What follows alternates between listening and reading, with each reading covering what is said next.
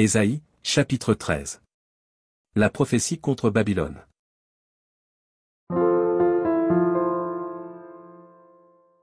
Oracle sur Babylone, révélé à Ésaïe, fils d'Amo.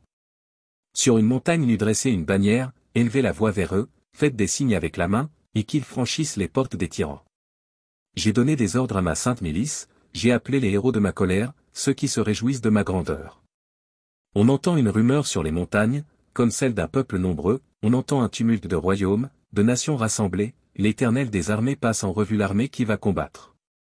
Ils viennent d'un pays lointain, de l'extrémité des cieux, l'Éternel et les instruments de sa colère vont détruire toute la contrée. Gémissez, car le jour de l'Éternel est proche, il vient comme un ravage du Tout-Puissant. C'est pourquoi toutes les mains s'affaiblissent, et tout cœur d'homme est abattu. Ils sont frappés d'épouvante, les spasmes et les douleurs les saisissent, ils se tordent comme une femme en travail, ils se regardent les uns les autres avec stupeur, leurs visages sont enflammés. Voici, le jour de l'Éternel arrive, jour cruel, jour de colère et d'ardente fureur, qui réduira la terre en solitude, et en exterminera les pécheurs. Car les étoiles des cieux et leurs astres ne feront plus briller leur lumière, le soleil s'obscurcira dès son lever, et la lune ne fera plus luire sa clarté.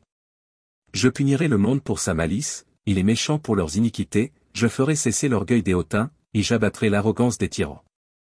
Je rendrai les hommes plus rares que leur faim, je les rendrai plus rares que leur d'ophir. C'est pourquoi j'ébranlerai les cieux, et la terre sera secouée sur sa base, par la colère de l'Éternel des armées, au jour de son ardente fureur. Alors, comme une gazelle effarouchée, comme un troupeau sans berger, chacun se tournera vers son peuple, chacun fuira vers son pays. Tous ceux qu'on trouvera seront percés, et tous ceux qu'on saisira tomberont par l'épée. Leurs enfants seront écrasés sous leurs yeux, leurs maisons seront pillées, et leurs femmes violées. Voici, j'excite contre les Mèdes, qui ne font point cas de l'argent, et qui ne convoitent point l'or. De leurs arcs ils abattront les jeunes gens, et ils seront sans pitié pour le fruit des entrailles, leur œil n'épargnera point les enfants. Et Babylone, l'ornement des royaumes, la fière parure des Chaldéens, sera comme Sodome et Gomorrhe, que Dieu détruisit.